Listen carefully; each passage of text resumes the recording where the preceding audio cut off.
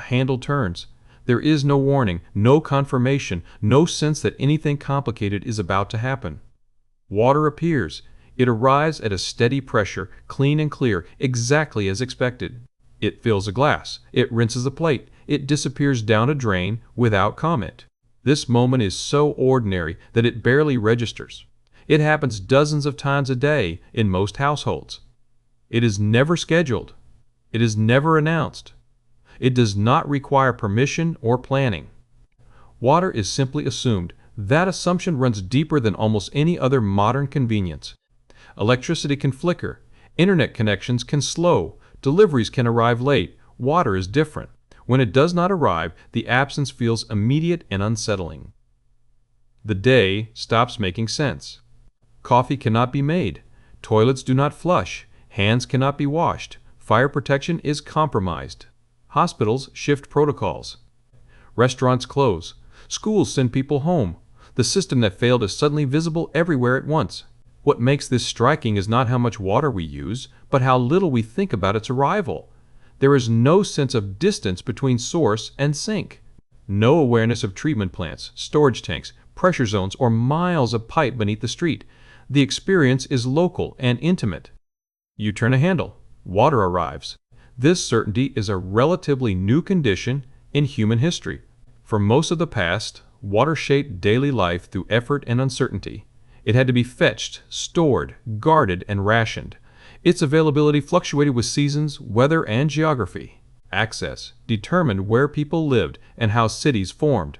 Today, those constraints feel abstract. Modern water systems have separated use from source so completely that most people could not name where their water comes from, how it is treated, or how it reaches their home. The distance has been engineered away, replaced by trust in a system that works quietly in the background. That trust is not misplaced.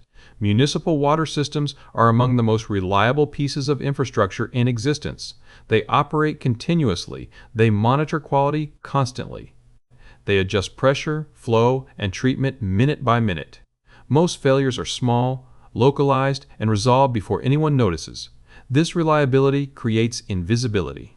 When water works, it disappears into routine. When it fails, it feels like a violation rather than a technical issue. Something fundamental has broken, not just a service.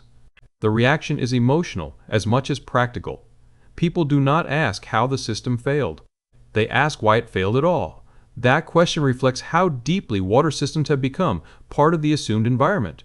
Like gravity or weather, they are treated as conditions rather than constructions. But water does not arrive by nature. It arrives because pumps run constantly, because treatment processes are maintained, because pipes buried decades ago continue to hold pressure, because crews respond to leaks, breaks, and fluctuations long before they become visible. The system never rests. Even at night when demand falls, water is moving, tanks refill, pressure is balanced, quality is monitored. Alarms stand ready for deviations that most people would never detect. All of this exists to preserve a simple experience. You turn a handle, water arrives. This episode looks at how that certainty was built, how it is maintained, and why it feels so fragile when it disappears. Not through dramatic collapse, but through the quiet work that keeps something essential flowing without asking for attention. Because the most trusted systems in modern life are the ones we notice only when they are gone.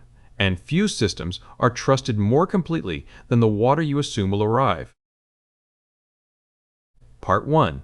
Before water was continuous. For most of human history, water did not arrive on demand. It had to be found. People lived close to rivers, springs, lakes, and shallow groundwater because distance mattered. Carrying water was labor. Storing it was risk. Losing access meant relocation, conflict, or collapse. Water shaped settlement patterns more directly than almost any other factor. Towns grew where sources were reliable. They shrank or disappeared when those sources failed. Droughts did not just reduce comfort. They threatened survival. Daily life revolved around water's availability. Families planned around fetching it. Communities built routines around access points. Storage vessels were guarded carefully because contamination or loss could ripple quickly through a household or an entire settlement. Scarcity was normal. Even where water was abundant, it was not continuous. Wells ran dry, rivers flooded or receded, springs shifted, seasonal variation dictated usage. People learned to adapt by rationing, collecting rainwater, or hauling from farther away. This uncertainty shaped culture as much as infrastructure. Water was valued not because it was rare, but because it was unreliable. Effort was built into every use, waste was visible, contamination was immediately felt. Early cities attempted to reduce this burden through engineering. Aqueducts carried water from distant sources. Cisterns collected rain. Gravity-fed systems moved water downhill into dense areas. These were remarkable achievements for their time, but they did not eliminate risk. Supply was still intermittent. Water flowed when channels were clear and sources were full. Maintenance was constant. Blockages, leaks, and contamination were common. When systems failed, there were few alternatives. Even in advanced ancient cities, water service was unequal. Public fountains served many. Private connections were limited. Access depended on status and location. Continuity was not guaranteed, even for those with means. This pattern persisted for centuries. Water systems improved incrementally, but the core challenge remained the same. Water could be moved, but not controlled. It could be stored, but not purified reliably. It could be distributed, but not pressurized across large, flat areas. Most people still lived with uncertainty. They planned for interruption. They stored what they could. They adapted habits to seasonal availability. The idea that water would always arrive when needed did not exist. This shaped expectations. When water failed, it was understood as circumstance rather than malfunction. No one assumed a system had broken. Nature had simply asserted itself. The shift away from this mindset required more than pipes. It required confidence. Confidence that sources would be protected, that contamination could be managed, that pressure could be maintained, that service would continue even when demand surged or conditions changed. That confidence would not come quickly. It would be built slowly, through centralized systems that separated water access from geography and replaced effort with expectation. Only then would water stop being something people worked to obtain and start being something they assumed would arrive. That transition would reshape cities, public health, and daily life in ways that are now so familiar they feel inevitable. But inevitability came later. First, water had to become continuous. Part 2. Building the illusion of limitlessness. Continuous water service did not emerge because water became more abundant. It emerged because systems became more confident. The defining shift was not access, but separation. Water no longer had to be nearby to be usable. Sources could be distant. Treatment could be centralized. Distribution could be managed across entire cities rather than individual neighborhoods. This changed how water was understood. Instead of something people sought out, it became something delivered. Pipes replaced paths, valves replaced buckets, pressure replaced proximity. Early, centralized systems focused on reliability first and quality second. The goal was consistency. Water had to arrive regularly enough that people could stop planning around scarcity. Treatment improved gradually, but continuity was the breakthrough that reshaped expectations. Gravity played a central role. Reservoirs were placed at elevation so water could flow downward without constant pumping. Storage tanks created buffers that smoothed daily demand. Pressure zones divided cities into manageable sections so service could be balanced without overwhelming the system. These choices were practical, not elegant. They acknowledged limits. Pumps failed. Power fluctuated. Pipes leaked. Designing for gravity reduced dependence on components that could stop working. Over time, treatment processes improved. Filtration removed sediment. Disinfection reduced disease. Monitoring systems detected changes in quality before they became widespread. Water became safer, not because it was pristine at the source, but because it was controlled throughout its journey. This control required scale. Small systems could not justify the investment. Large ones could. Cities grew around centralized water because centralized water enabled growth. The relationship reinforced itself. As systems expanded, the experience of water changed. It became uniform, the same pressure at different times of day, the same clarity regardless of weather, the same taste across neighborhoods. Variations still existed, but they narrowed enough that most people stopped noticing them. This uniformity created trust. People stopped storing water as a precaution. They stopped planning daily routines around access. Plumbing moved indoors. Appliances assumed constant supply. The system faded into the background. That invisibility was earned through redundancy. Multiple sources fed treatment plants. Backup pumps stood ready. Storage tanks held reserves. Crews monitored flow and pressure continuously, adjusting valves and responding to anomalies before service was affected. Failures still occurred, but they were localized and temporary. The system was not eliminating risk. It was absorbing it. This absorption created an illusion of limitlessness. Water appeared abundant because it arrived reliably. Consumption increased because scarcity was no longer visible. The effort once required to obtain water disappeared, and with it the signals that encouraged restraint. This was not carelessness, it was confidence. The system worked well enough that it could be trusted to handle demand.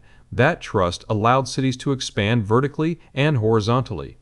It supported sanitation, fire protection, industry, and public health improvements that transformed urban life. The benefits were profound. But the illusion had a cost. As water became continuous, it also became abstract. People no longer saw where it came from or where it went. They experienced the endpoint, not the system. Conservation became a concept rather than a habit. The infrastructure carried the burden quietly. Pipes aged, treatment plants expanded, demand rose. The system adapted incrementally, maintaining the experience of abundance even as constraints tightened. This is how continuity becomes expectation. When water arrives every time a handle is turned, it stops feeling like a resource and starts feeling like a condition, something as assumed as air or light. The illusion is not that water is limitless. It is that the system delivering it will always compensate. That confidence has been justified often enough that it feels permanent. But permanence is maintained, not given, and the work that sustains it becomes visible only when continuity falters. Part 3. How water actually moves. What makes modern water systems feel simple is that their complexity is hidden. Water does not appear at the tap because it is nearby. It appears because it is moving continuously through a system that is always balancing supply, pressure, and demand. The journey begins at a source. That source may be a river, a lake, a reservoir, or groundwater drawn from deep aquifers. Each behaves differently. Surface water changes with weather and season. Groundwater responds slowly but can be depleted quietly. Reservoirs act as buffers, smoothing variation but introducing their own limits. From the source, water is diverted toward treatment. This is not a single step. It is a sequence of processes designed to make variability manageable. Sediment is allowed to settle. Particles are filtered. Disinfectants are added. Quality is measured constantly, not because contamination is expected, but because it must be detected early if it occurs. Treatment plants are designed for continuity, not speed.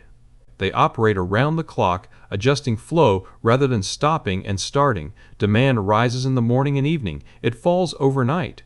The plant responds by changing how much water it releases, not by shutting down equipment. Stopping is risk.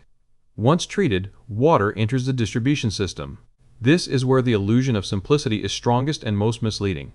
Distribution is not just a network of pipes, it is a pressure system. Water must arrive with enough force to reach the highest floors of buildings without bursting pipes at lower elevations. It must respond instantly to changes in demand without introducing instability. Gravity does much of this work.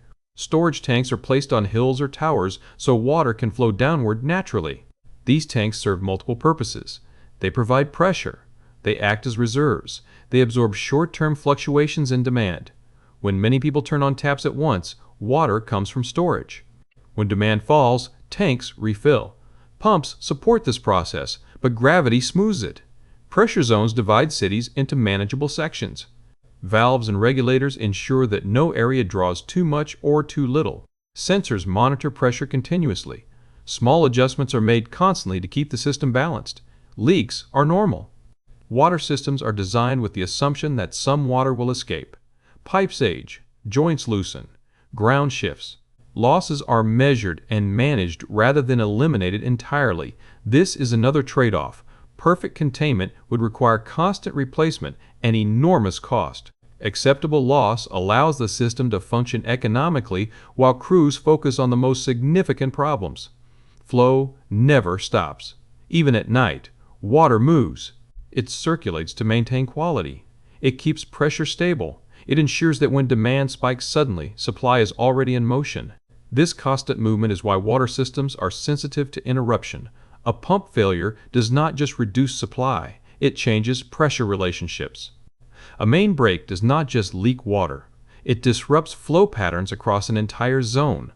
The system responds by isolating sections, rerouting flow, and relying on stored reserves. These responses are fast and often automatic. Most people never notice them. What they experience is continuity. When water arrives reliably, it is easy to assume the system is static. In reality, it is dynamic, adjusting second by second to conditions that remain invisible unless something goes wrong. This dynamism is what allows cities to function. Fire suppression relies on instant availability of large volumes. Hospitals depend on stable pressure and quality. Industry requires predictable flow. Residential use fluctuates wildly throughout the day. All of these demands are met by the same system. Not through excess capacity alone, but through coordination. Water systems work because they are always in motion, always compensating, always anticipating. They do not wait for demand to appear. They are already moving when the handle turns. And that movement is sustained by infrastructure designed not for perfection, but for continuity under constant change. This is what makes the system feel effortless, and what makes its failure feel so jarring when continuity is interrupted. Part 4. The system beneath the street. Most of the water system is invisible by design. Once pipes are buried, they disappear from daily thought. Streets are paved over them. Buildings rise above them. Entire neighborhoods grow without any awareness of what lies underneath. Much of that infrastructure is older than the places it serves. In many cities, pipes were installed decades ago, sometimes more than a century ago, using materials that reflected the best understanding of the time. Cast iron, ductile iron, clay, early steel. Each material had advantages. Each also had limits that would only become clear years later. Water systems were not built all at once. They expanded outward as cities grew. New sections were connected to old ones. Temporary solutions became permanent. Records were updated inconsistently. In some places, no one is entirely sure what materials lie beneath specific streets. The system works anyway. That success hides the degree to which maintenance has replaced construction as the central task. Building new pipes is visible, maintaining old ones is not. Crews respond to leaks, repair breaks, and reinforce weak points long before failure becomes dramatic. Leaks are expected. A certain amount of water loss is considered normal. Pipes flex as temperatures change. Soil shifts. Small cracks form and seal themselves with mineral deposits. Larger ones are detected through pressure changes, acoustic monitoring, or routine inspection. This constant triage is how continuity is preserved. Replacement is more complicated. Replacing a pipe means digging up a street, disrupting traffic, coordinating with other utilities, and absorbing significant cost. Decisions about replacement are rarely straightforward. Pipes that have not failed yet may still be nearing the end of their useful life. Pipes that fail repeatedly may serve critical areas that cannot be easily shut down. These decisions are made quietly, often with incomplete information. Budgets rarely allow for wholesale replacement. Instead, utilities prioritize based on risk. Age, material, break history, and proximity to critical facilities all factor into planning. The goal is not to eliminate failure entirely, but to prevent failures that would be most disruptive. Deferred maintenance accumulates slowly. A pipe that lasts 10 years longer than expected looks like a success. A network of pipes all doing the same thing creates hidden vulnerability. When multiple components age together, failures can cluster. From the surface, nothing changes. Water still arrives. Pressure holds. Quality remains stable. The system absorbs its own deterioration without signaling distress. This invisibility creates a dangerous feedback loop. Because the system works, investment feels less urgent. Because problems are localized, they are treated as exceptions rather than symptoms. Because water remains inexpensive compared to its importance, the cost of replacement feels disproportionate. The infrastructure carries that imbalance quietly. When failures do surface, they often appear sudden. A main breaks, a street floods, service is interrupted. The event feels abrupt, even though the conditions that caused it developed over years. Public reaction focuses on the moment of failure. The system's reality is longer and slower. Crews isolate sections, valves are closed, pressure is rerouted. Service is restored to most customers quickly, even if a small area remains offline. Repairs proceed while the rest of the city continues as usual. This response reinforces the illusion that failures are isolated. In truth, they are reminders. They show where age, stress, and deferred investment intersected at a specific point. They reveal the cost of continuity that has been maintained quietly for decades. The pipes beneath the street are not static assets. They are working components in a system that must balance aging materials, growing demand, and limited visibility. Their success is measured not by perfection, but by how rarely their existence intrudes into daily life. Most days, they succeed completely. Water arrives, streets stay dry, the system remains unseen. That invisibility is the product of constant attention applied where almost no one looks. And it is the reason the system can fail occasionally without collapsing entirely. The infrastructure endures not because it is new, but because it is watched, patched, and kept in service long after its designers are gone. Part 5. When water stops. Water system failures rarely begin with drama. They begin quietly, with a pressure change, a small leak, a sensor reading that drifts just outside its normal range. Somewhere underground, a joint weakens. A pipe wall thins. Soil shifts enough to stress a section that has held for decades. Most of the time, the system compensates. Pressure redistributes. Flow reroutes. Storage tanks absorb the difference. Nothing at the surface changes. When compensation is no longer possible, the failure becomes visible all at once. A main breaks beneath the street. Water finds the path of least resistance, rising through pavement or flooding basements. Pressure drops across an entire zone. Taps sputter or run dry. Fire protection is compromised. Alarms trigger in control rooms. The response is immediate, but not simple. Crews do not rush blindly toward the break. They isolate it. Valves are closed carefully to avoid pressure shocks elsewhere. Sections of the system are segmented so that service can be preserved for as many people as possible. This process takes time. Water systems are not designed to be shut down casually. Every closure affects multiple connections. Every change in pressure introduces risk. Operators move deliberately because restoring service safely matters more than restoring it quickly. While repairs are underway, public instructions change. Boil notices may be issued. Water may be trucked to critical facilities. Schools and businesses adjust operations. The disruption spreads beyond the immediate area because water underpins so many other systems. What surprises most people is not that water stopped, it is how much else stops with it. Daily routines are built on uninterrupted supply. Hygiene, cooking, cooling, sanitation, healthcare, and fire safety all assume water is present. When it is not, the absence reshapes behavior instantly. This is why water failures feel personal. They intrude into private spaces. They interrupt intimate routines. They create uncertainty that cannot be easily worked around. From inside the system, the event looks different. Operators see a break that fits a known pattern. Crews follow established procedures. Repairs proceed according to training and experience. The goal is containment first, restoration second. Most water outages are resolved within hours or days. What lingers longer is the awareness. People ask why it happened. They notice discolored water when service returns. They pay attention to pressure and taste in ways they did not before.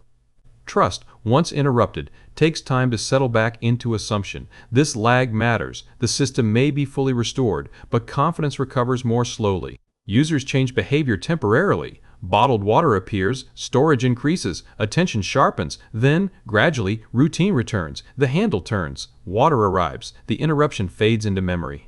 This cycle is familiar to those who operate water systems. Failures are not signs of collapse. They are moments when aging infrastructure, variable demand, and environmental stress briefly overcome redundancy. What determines impact is not the absence of failure.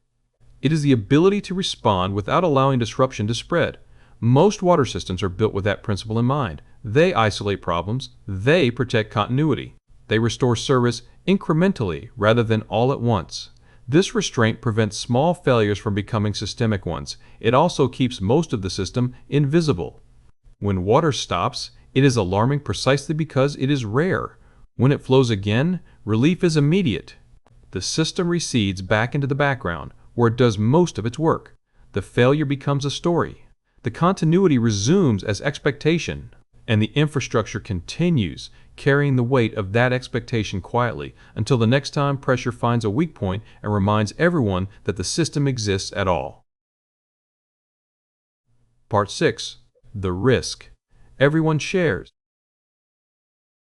Water systems work because risk is shared, not eliminated. Every pipe, pump, and treatment plant represents a decision made at some point in the past. How large to build? What material to use? How much redundancy to include? How long it should last before replacement? These decisions are inherited by everyone who depends on the system later. Most of the time, those inheritances are invisible. The cost of building water infrastructure is paid up front. The benefit arrives gradually, over decades.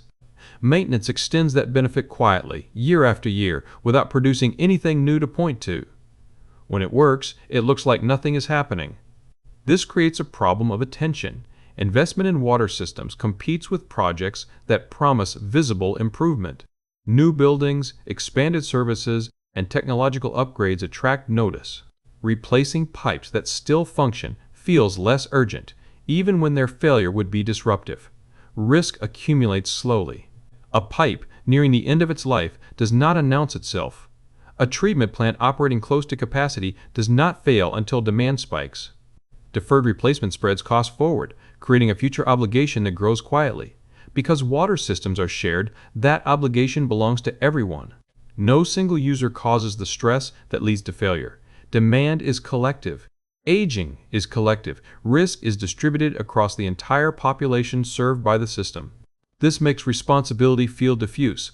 When failures occur, they are often framed as isolated incidents, a broken main, a contaminated source, a mechanical fault.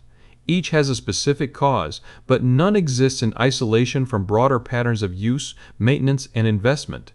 The system reflects choices made over time. Water systems are also unequal in subtle ways. Some communities benefit from newer infrastructure, multiple sources, and ample reserves. Others rely on aging pipes, limited redundancy, and constrained budgets. These differences influence how failures are felt and how quickly recovery occurs. The system itself does not distinguish between users. It delivers pressure and flow according to physics and design. But the capacity to absorb disruption varies by location, history, and investment. This unevenness is rarely visible until something goes wrong. When it does, the conversation often turns to blame. Who failed to invest? Who neglected maintenance? Who allowed risk to accumulate? These questions are understandable. They are also incomplete. Water systems are long-lived by necessity. They cannot be rebuilt all at once. They require steady, sustained attention over generations. Gaps in that attention do not produce immediate consequences, which makes them easy to tolerate, until they are not. The shared nature of water infrastructure means that everyone benefits from continuity and everyone bears the cost of neglect. That cost may appear as higher rates, service interruptions, or emergency repairs. It may also appear as reduced resilience, limiting how the system can respond to future stress. What water systems demonstrate clearly is that reliability is not static. It is maintained through ongoing choices, to inspect rather than assume, to repair rather than defer, to invest before failure rather than after it. These choices rarely feel urgent when water flows. They feel essential only when it stops. The challenge is that by the time failure makes risk visible, The opportunity to prevent it has often passed. Repairs can restore service, but they cannot undo the accumulation of stress that led to the break. This is the quiet lesson embedded in water infrastructure. Risk does not disappear when systems work. It is managed, distributed, and carried forward. Continuity is not proof that risk is gone. It is evidence that it is being handled successfully, for now. The water you assume will arrive does so because someone, somewhere, is managing shared risk on your behalf, and because enough people have agreed, over time, that this work matters even when nothing appears to be happening. Part 7. The infrastructure. You drink. Water is the most intimate form of infrastructure. It enters homes quietly. It touches skin. It is consumed without ceremony. It supports routines that define daily life so completely that its absence feels disorienting rather than inconvenient. This intimacy is why water systems are trusted more deeply than almost any other public service. People do not schedule water. They do not confirm its arrival. They do not think about contingency plans unless something has already gone wrong. The system is expected to hold, always, regardless of weather, season, or circumstance. That expectation has been earned. Municipal water systems are among the most durable and carefully managed pieces of infrastructure in modern society. They operate continuously. They absorb variation. They fail rarely, and when they do, they recover methodically. Their greatest success is that they feel boring. Nothing about a working water system draws attention. Pipes do not announce themselves. Pumps do not demand credit. Treatment plants operate out of sight, adjusting conditions so that the experience at the tap never changes. This ordinariness is the achievement. It is the result of decades of maintenance, monitoring, and restraint, of choosing continuity over novelty, of fixing what exists rather than replacing it with something flashier. Water infrastructure does not benefit from disruption. It benefits from care. The risks it carries are slow, cumulative, and shared. They cannot be eliminated, only managed.